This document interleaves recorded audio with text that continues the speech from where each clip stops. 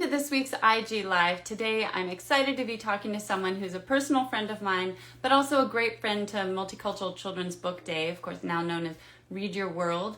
And we are going to be talking to Amanda of Miss Panda Chinese. She has a lot of great information that she shares about books. She's an author herself. Hello. And she also shares important facts about culture and about bilingualism. And today we are going to be focused on the bilingualism aspect. Hold on just a minute. And I will get her on here for you. This is the month of the bilingual child, which we are going to be celebrating. We have an event coming up. Just a minute.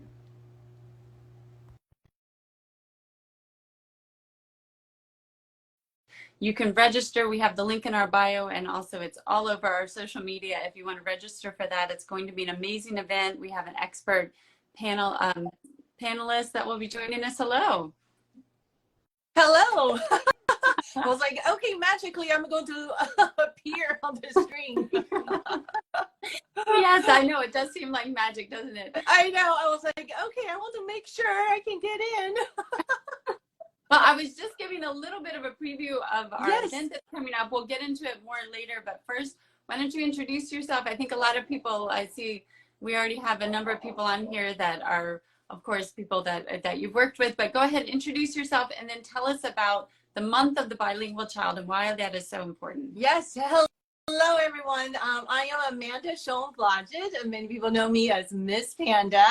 And I am just so excited to be here to celebrate the Bilingual Child Month with Read Your World and so many wonderful friends. For example, you know, we are celebrating this with all the families, not just the families that you are raising bilingual children, but also if you have bilingual children in your classroom, or if you are teaching a different language in your school, or parents, you are, you know, trying to help your kids to learn your heritage language, or just because maybe you study abroad, maybe because you studied another language where you were in high school or when you were younger, and now you want to give your kids that kind of power of a second language.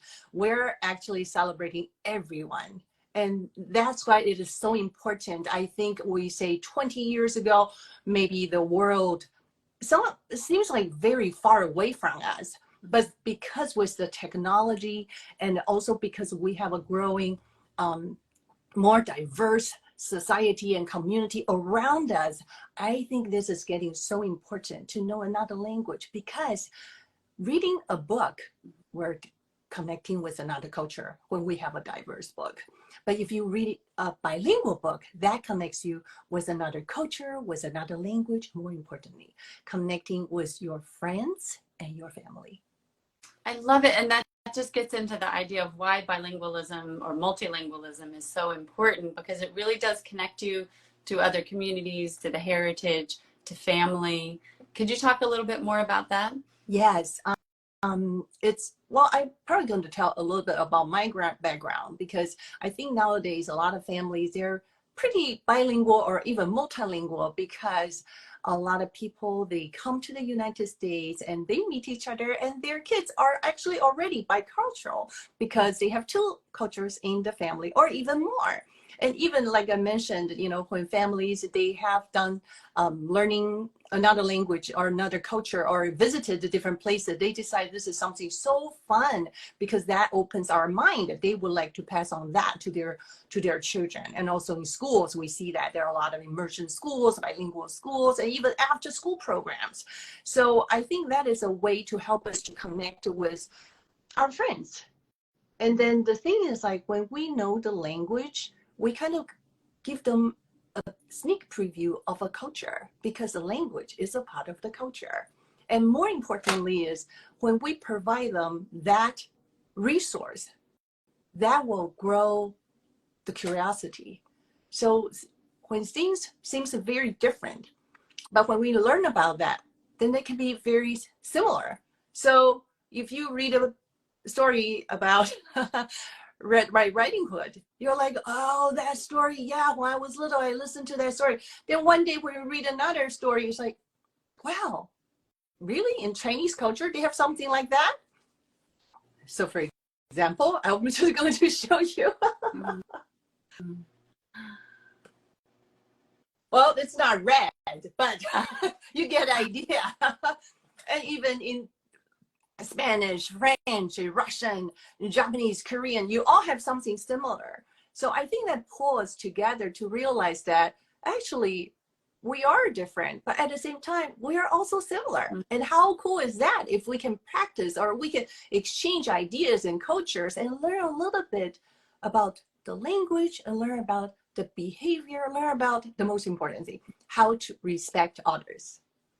Oh, I love that. And I also want to go back to, you made a really important point that when we're celebrating the bilingual child, we're also celebrating all the people surrounding the child that make that possible. I mean, as you know from personal experience, raising bilingual children is a lot of work. It doesn't just happen magically when they're exposed to languages.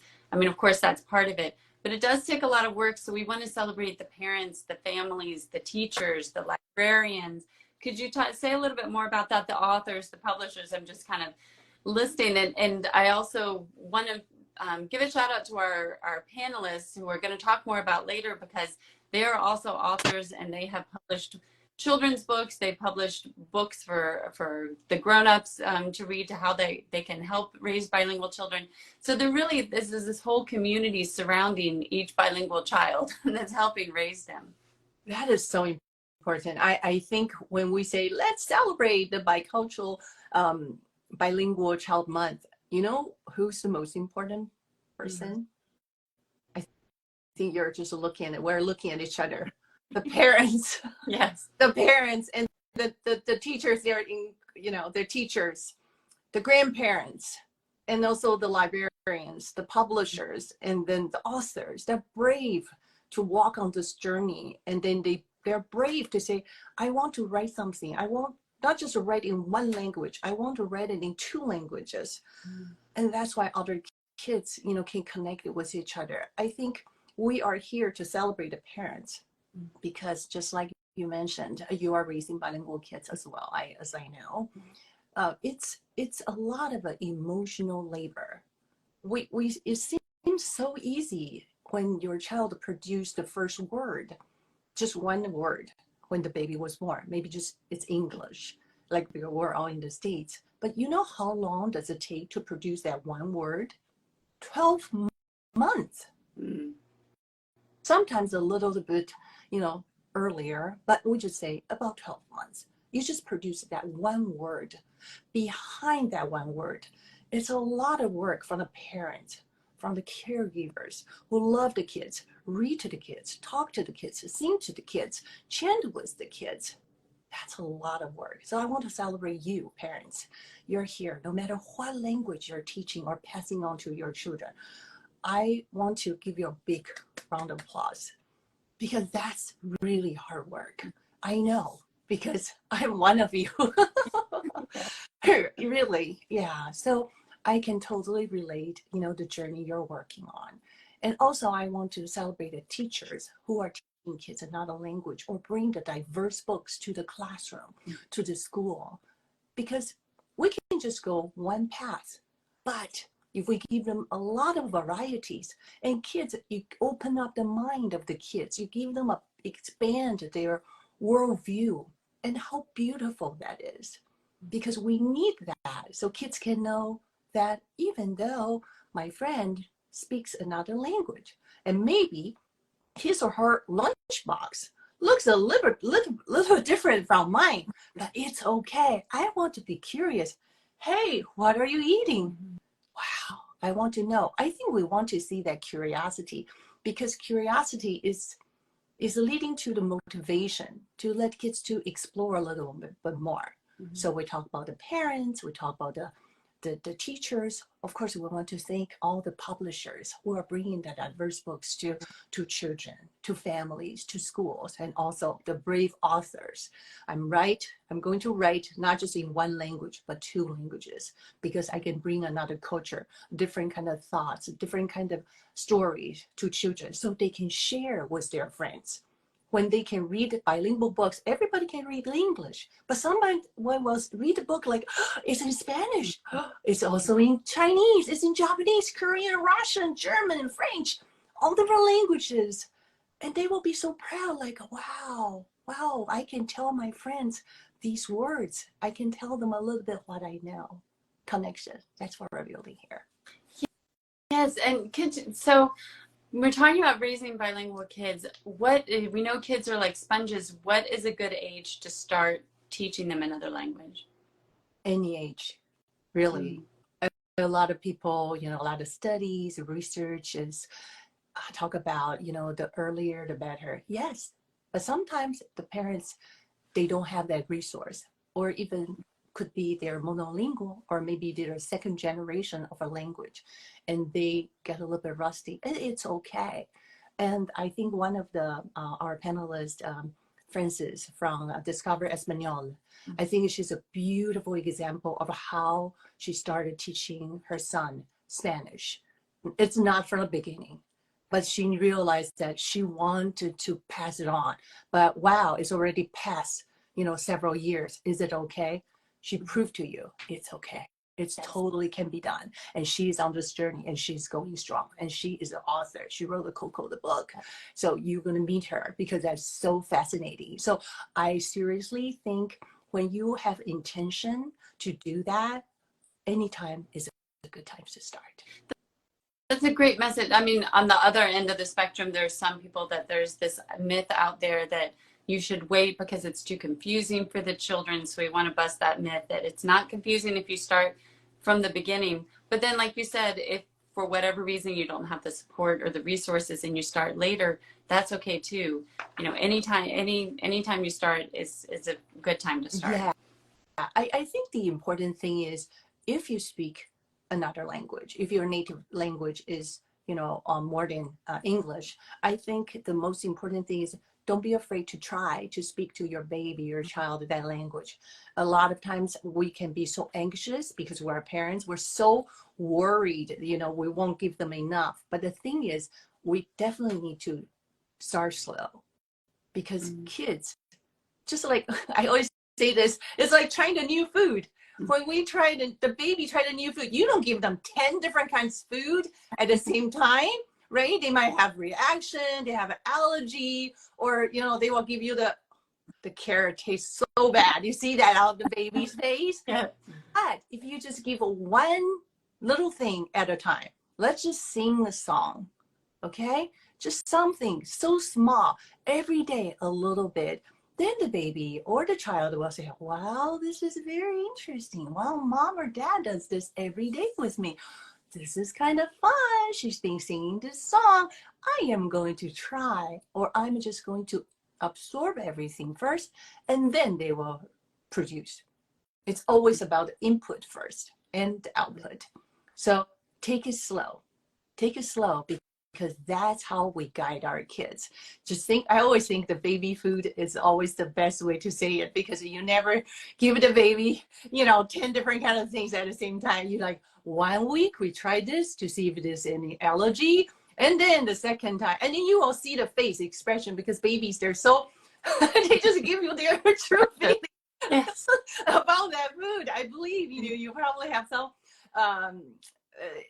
experience was going to be when we were little. Even when the kids are older, you give them something new, they're like, whoa, or we would try something new we haven't tried before. We'll be like, oh, this is a little bit different. It might take me a little bit to get used to it. Yeah, so take it slow. I think the key here is consistency. Seriously. Yeah, consistency, and especially I think you have to play the long game, which is hard as parents. Like you say, sometimes we have anxiety or we're over eager and we want to do it all at once when they're so tiny. Like you said, it's important to have that patience and consistency and just know it's long term. And one of the tools that you can use, of course, are books. And you have written yourself really wonderful books for children, and our panelists have written books. Can you talk some more about that? What role can books play in helping raise bilingual children? Yes. I think I mentioned a little bit earlier about bilingual books. Actually, it's a way to connect with friends, with family, with your classmates, and also connect with your community, because you all have the common language. But at the same time, because we're helping our kids to also acquire another language, when they have the opportunity to share that home language or the minority language, they can feel very proud. So that's quite important. So I want to talk about our panelists. First one, I want to talk about Dr. Ute. Ute's international launch. She's located in Europe, and we know we always think like in Europe, everybody is multilingual, right? But why do they need to promote multilingualism? Well, visit Dr. Ute Shamaha. She has done a lot of work of research and also try to help parents, to raise multilingual children, because this is something we all need to make efforts. Not because you live in an environment with so many languages, you're automatically going to kind of acquire that language. So with books, with bilingual books, multilingual books, that makes a connection for kids, from outside to inside, from inside to outside. We want to make it connect everything in and out. So that will help them to get to know their language and feel like there's a need to keep learning that home language or that minority language. Also get other people to be curious about their home language and minority language. And then also we have Yoshito. Yoshito is very known for multilingual dad, and he is so passionate about raising bilingual kids, and also because he is a teacher of Spanish and French, and with his background with Japanese, you can see a lot of things he's been doing, and also he's located in Europe as well. So we want to also learn from other part of the world, because it's such a multilingual place and multicultural place. Why are they doing this? We should be very curious, and we want to bring their expertise, to this panel, and then to talk about their experience of growing up multilingual, and also the books, why this is so impactful for them, and that's why they also wrote a book about being, raising multilingual children, or not just being multilingual, but also literate. That's very important, and you also be able to read. And earlier I talked about Frances Evans, Discover Espanol, and she is totally awesome, not just about Spanish, the culture, and also she's writing books to try to tell people, connect people with, you can do this, even though you start probably not from birth, but even when you are on the journey already, your kids are a little bit older, do it, because you can make it happen. And she's a great example.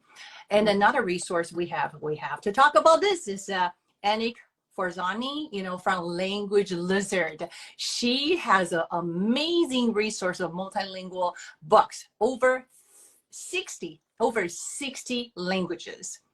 And this is the library, for schools, for teachers, for libraries. If you're looking for something, particularly if you have a certain ethnic group in your community, I think this is where you can go find a language and the different language combination you can use, and to have books in your collection. And that's, I think these are the amazing panelists that we have. For me, even though people are saying, well, you're Miss Panda, you do Chinese, why are you doing this? Well, I think when we talk about passion is contagious. Reading bilingual books, reading diverse books, teach us how to be respectful. Respect is also contagious. So we need that. And then learning a language a lot of times has a lot of things to do with your emotions and feelings.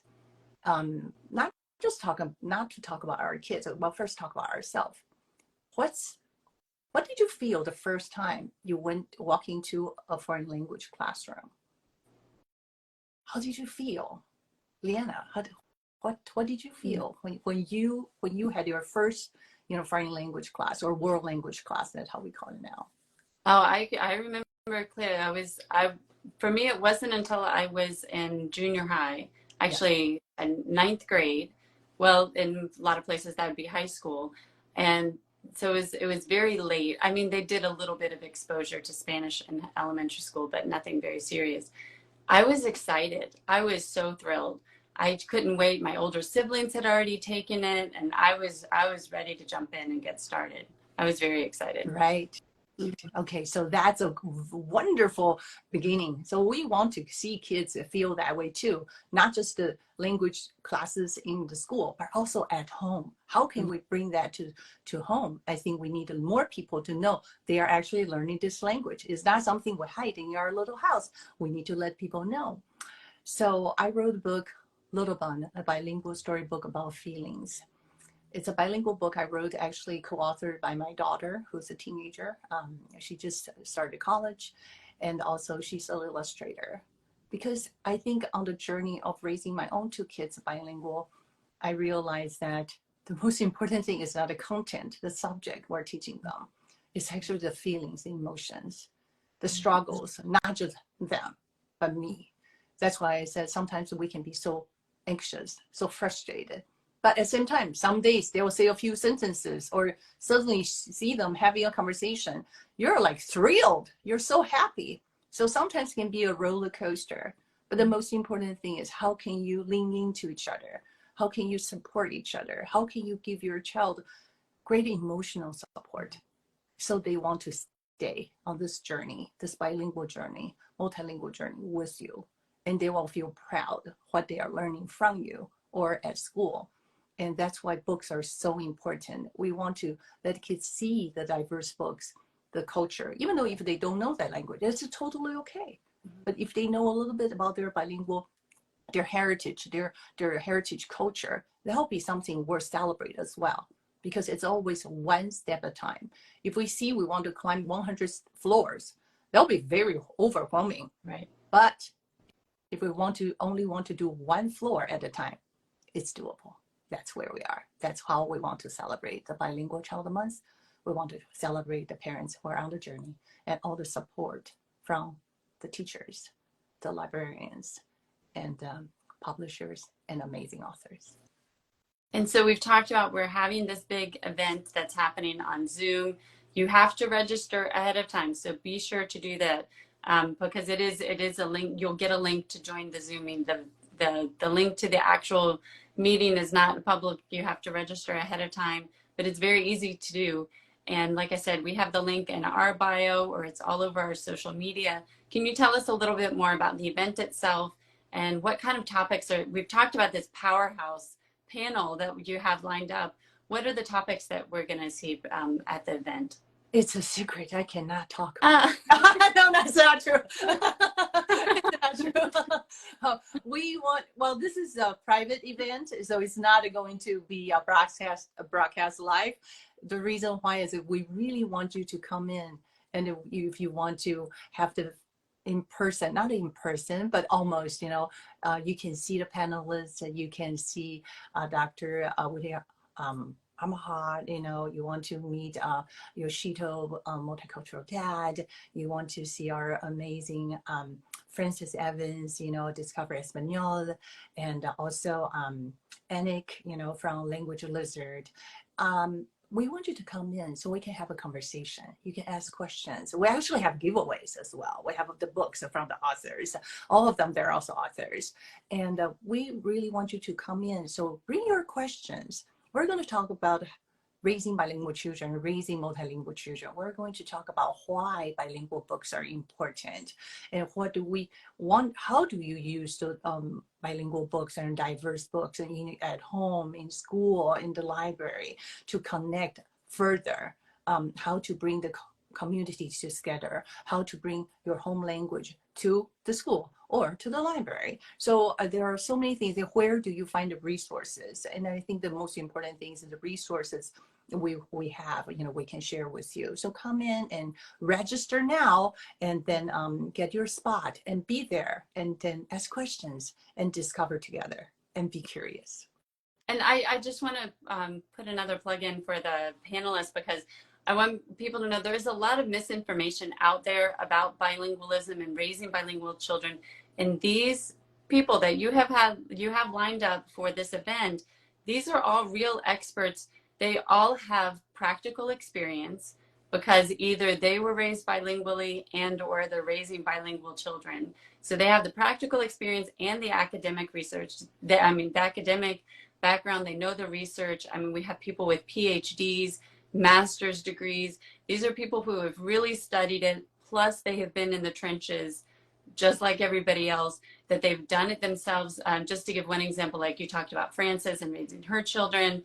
And I know Yoshita was actually raised bilingual in addition to raising his own kids. So he has that perspective, which is really interesting, as Ute did as well. And she has helped so many families in many different situations, you know, and different language combinations and all kinds of things. So she really has a lot of expertise in so many different aspects of bilingualism. These are people who really know what they're talking about. You don't have to try and just Google and figure out what's good source and what's not. We've got it for you. So come, like you said, you can ask questions live of them and hear what they have to say. And I also love that they're people who are from different countries.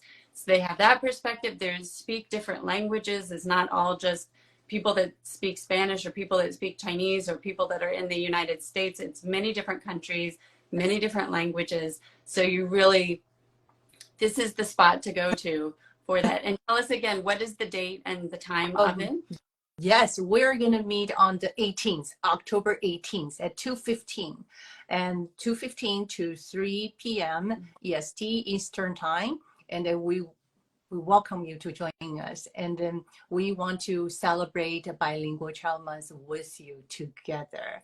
I think togetherness is how we can move forward together. We want to be passionate together. We want to be curious together. And we learn how to respect each other because what we have learned in languages and in cultures.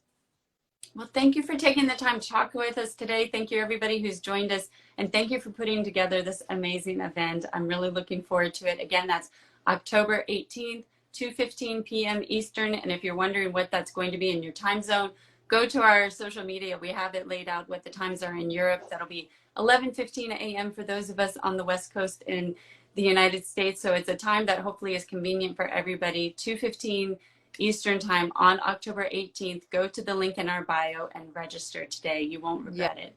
Thank you, everybody. Thank you so much. Thank you. Read Your World.